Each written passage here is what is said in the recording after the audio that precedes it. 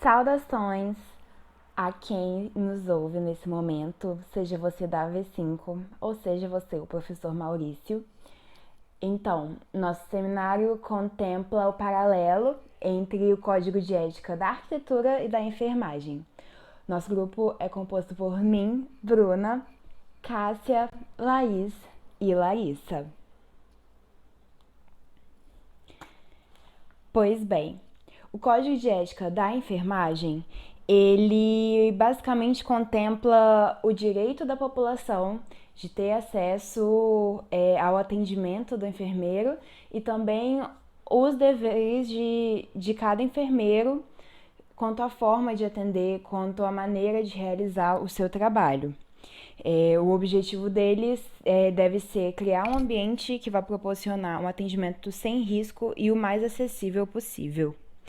Ele também contempla as penas que podem ocorrer caso o profissional exerça de maneira antiética ou fira o código de alguma forma.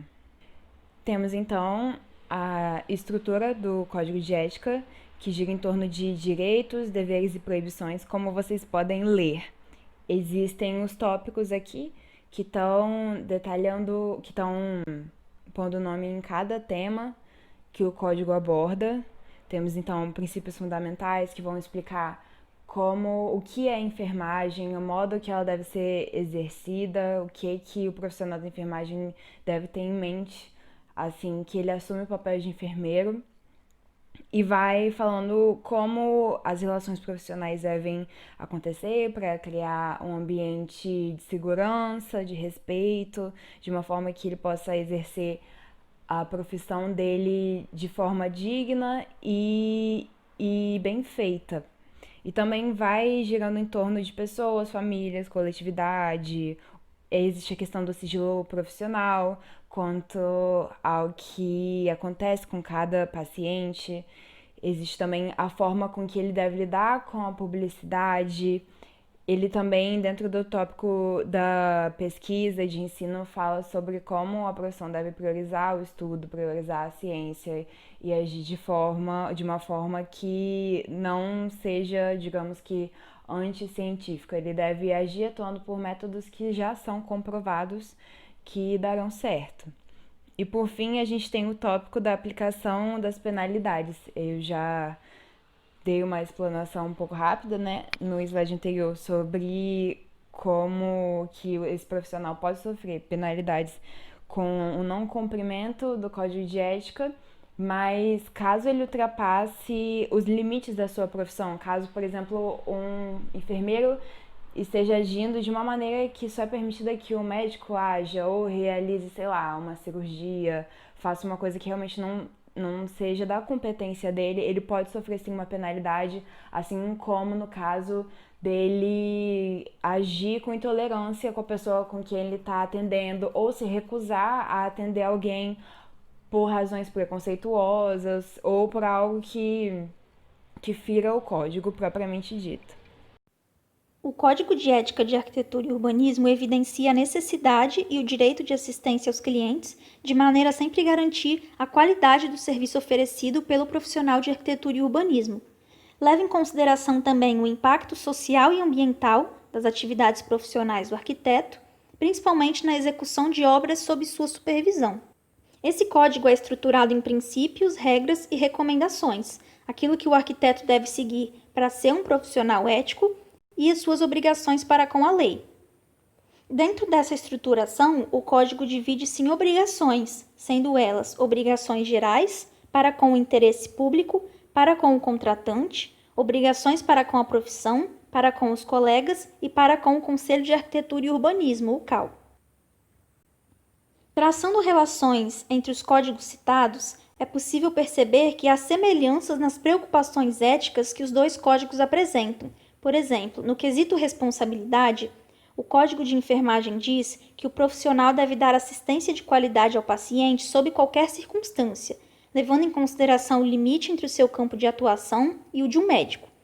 O Código de Arquitetura e Urbanismo diz que o profissional deve atender seus clientes e orientá-los da melhor forma sobre seus projetos, independente do tipo, Então, não deve haver nenhuma distinção, nenhuma alteração no serviço oferecido devido a quem o está recebendo.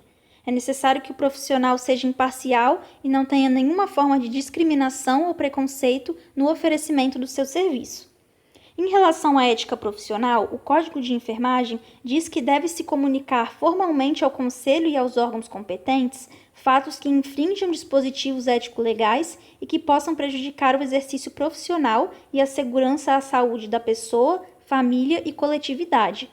O Código de Ética de Arquitetura e Urbanismo diz que é dever do profissional denunciar fato de seu conhecimento que transgrida a ética profissional e as obrigações desse código. Então, esses códigos se preocupam com a integridade do profissional. É necessário que ele esteja sempre atento a qualquer atividade fraudulenta, qualquer atividade que seja indevida para esse código, no seu ambiente de trabalho, no seu campo de atuação, e o denuncie aos órgãos competentes.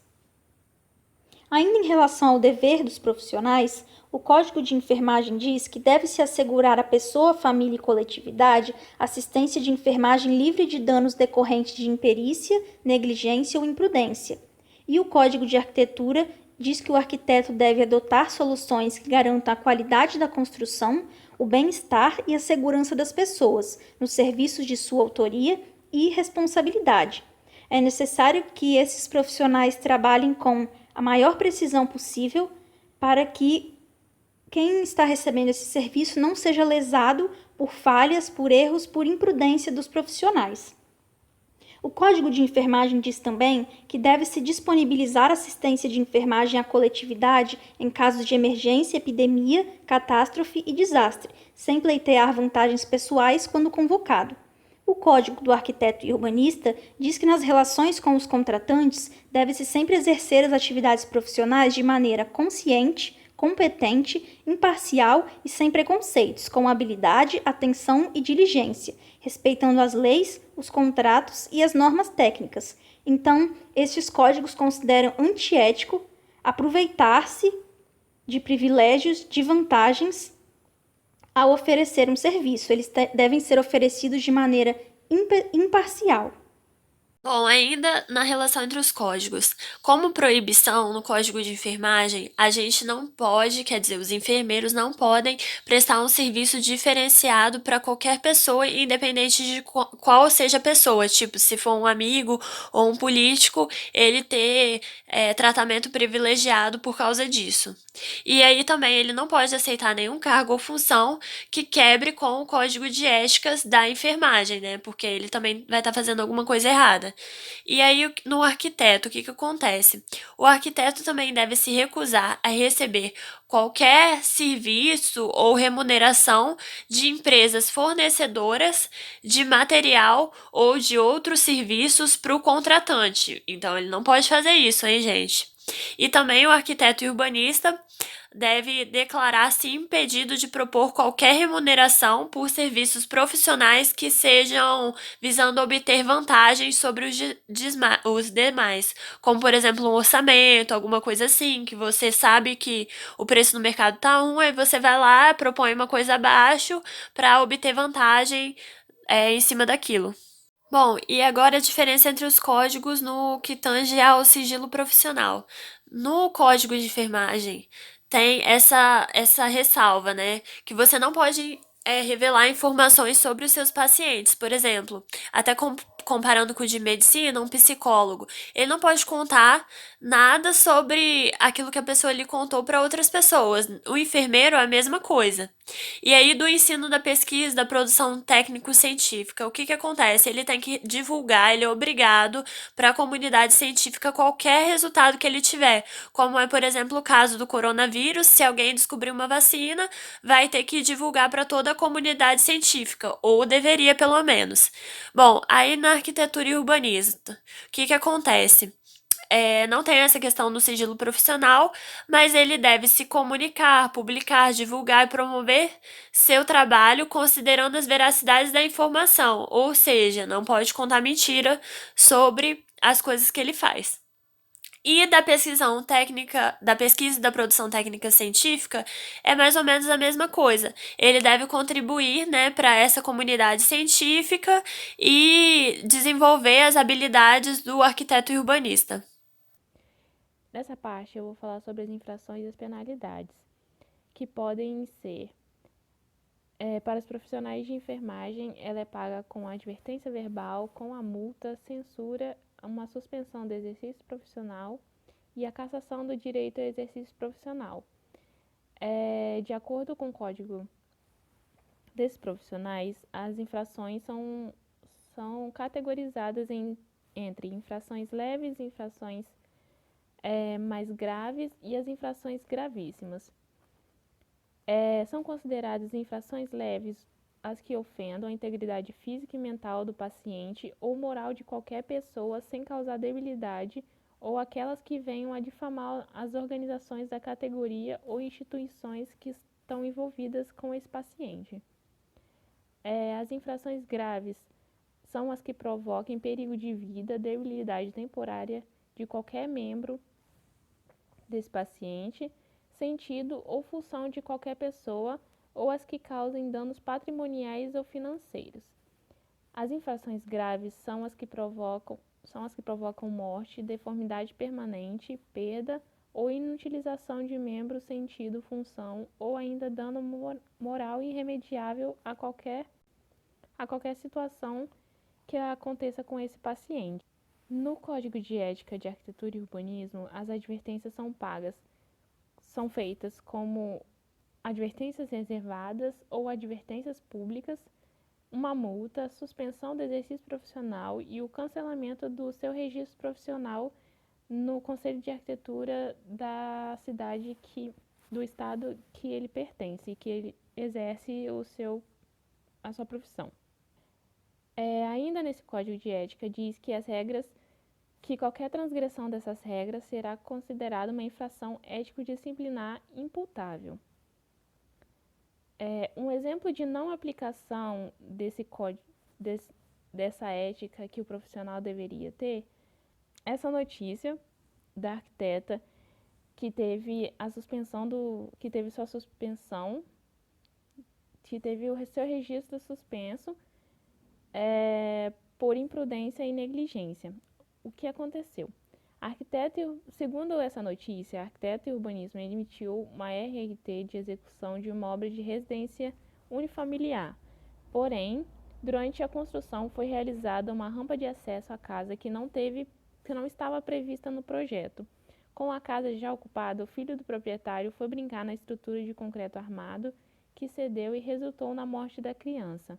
O cliente denunciou o arquiteta ao CAU do Paraná devido à rampa estar em desacordo com as normas técnicas, o que foi comprovado por meio de laudo pericial.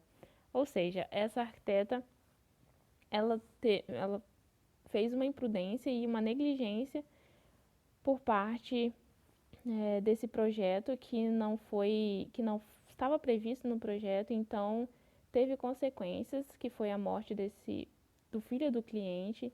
Então, provavelmente ela foi processada por eles e ainda teve o seu registro suspenso. Agora vamos para o exemplo de não implicação na enfermagem. O que acontece? Em Curitiba, em 2017, chegou uma mulher no hospital que tinha acabado de fazer aborto. E aí ela foi atendida. Só que o que acontece? O enfermeiro, que não poderia ter feito isso porque é sigilo profissional, não deveria ter aberto o bico. Logo depois de ter feito o procedimento de tratamento da mulher, ele foi e denunciou ela à polícia por ter realizado aborto. Isso não pode fazer. O que acontece? Eu não sei se vocês repararam acima, mas o profissional da saúde não pode fazer aborto. Então ele não pode participar do ato abortivo. Mas depois que a pessoa fez o aborto e ela tá precisando de um cuidado médico, você não tem nada com a vida dela. Então, assim, o correto seria fazer o atendimento e não denunciar a mulher. O que acontece? Esse profissional de enfermagem foi e denunciou. Ou seja, o conselho de enfermagem foi atrás dele para aplicar penalidades, porque ele não poderia estar fazendo isso. Beijos para a Larissa, editora.